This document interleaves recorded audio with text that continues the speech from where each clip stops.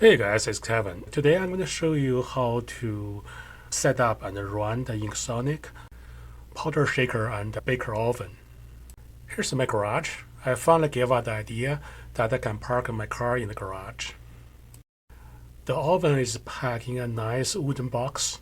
However, I think they gave me a floor model. You can see the top is cardboard, so the oven is new though. You'll definitely need a wiper or something similar to help you lift off the oven. As I said, it may be a floor model, so there's no manual come with it. I'm pretty sure if it's a new one, you'll get a manual. I'm gonna hook up with this Inksonic C13A printer. I really beat up that printer, so please ignore if that printer is out of shape. Also, I'm pretty much going to beat up this oven soon. The oven comes in almost assembled, so let me just explain. This top box is just a simple box holding powder in it, and there's a little hole on the bottom. The powder going to drip down from this box into here, okay? And see the powder laying there. And underneath, there's a little drawer and collect the excessive powder dripping down. There's a collector roll that wrap up the films that finished. And here's the switch that let it rotate clockwise and counterclockwise. There should be a metal bar to put this thing on, but it didn't come with it, so I just put it on the floor. Here's the roller's power. It doesn't always turn on. It only turns on with this sensor, since powder exactly this height. So you don't have to adjust the speed of the roller. And underneath the film is the pedal that beat up the powder and also sends the signal to the roller. So let's say if your printer stop printing and then the film gonna drop. When the film drop, the sensor gonna stop. And also your roller gonna stop. And also if the roller go too fast and the film level gonna rise, the sensor stops and the roller stops. Somebody with a manual, please tell me what this is. I have no idea. You can see when it's working, the power to the roller start, stop, start, stop. Okay, let's set it up. First, we add a powder to this box.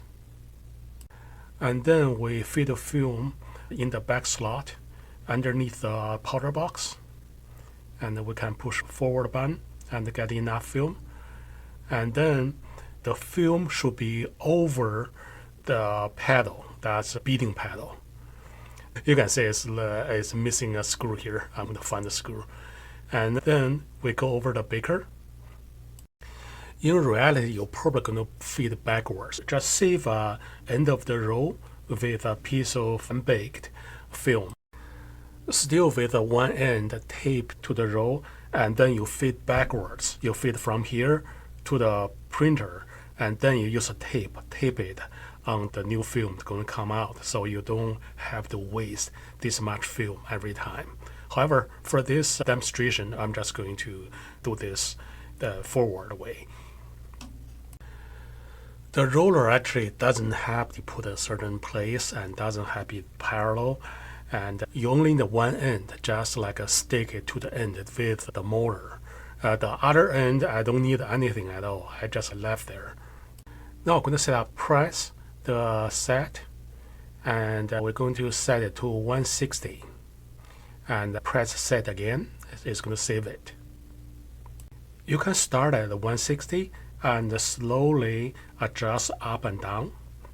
The top is the current temperature. The bottom is the target temperature. If the film comes out really grainy like this, increase the temperature.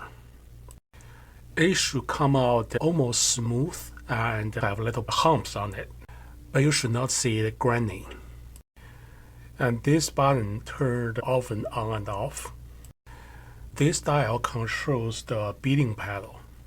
You should keep about this much of the powder.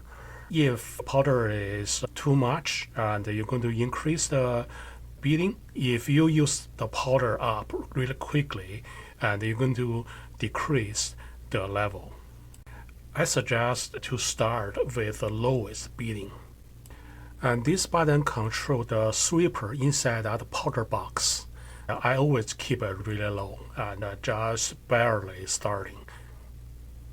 Also, here's a trick when I send in the jobs. So I do a printing first. I print 10 shirts. And after that, I select printer cleaning. So I send in a cleaning command. And then I send out 10 more jobs, and so on and so forth. So if I check the printer spooler, we're going to see a stack of jobs. So print 10 shirts, do a cleaning, print 10 shirts, do a cleaning. Don't believe the cleaning will damage the printer. You going to damage the printer, not the cleaning, okay? It is you who don't know when to clean going to damage the printer. If you don't know when to clean, how often you clean, you're going to damage the printer. But for this 10 shirts, a clean, 10 shirts, a clean will work perfectly. You can see the jobs start stack up. So after these 10 shirts, it's going to do a clean. And the new thing I found that really annoyed me is for the 1390, you have to reset the ink every 10 shirts. So you still have to come back, press that ink button. So right now I'm writing a program that you can automatically click that button. So stay tuned. Once I got that one figured out, and we're going to install that automatic button pusher and make this print rows and rows. Alright, I hope you enjoyed this video. Visit us at bchtechnologies.com or locally, Greensboro, North Carolina. Cheers!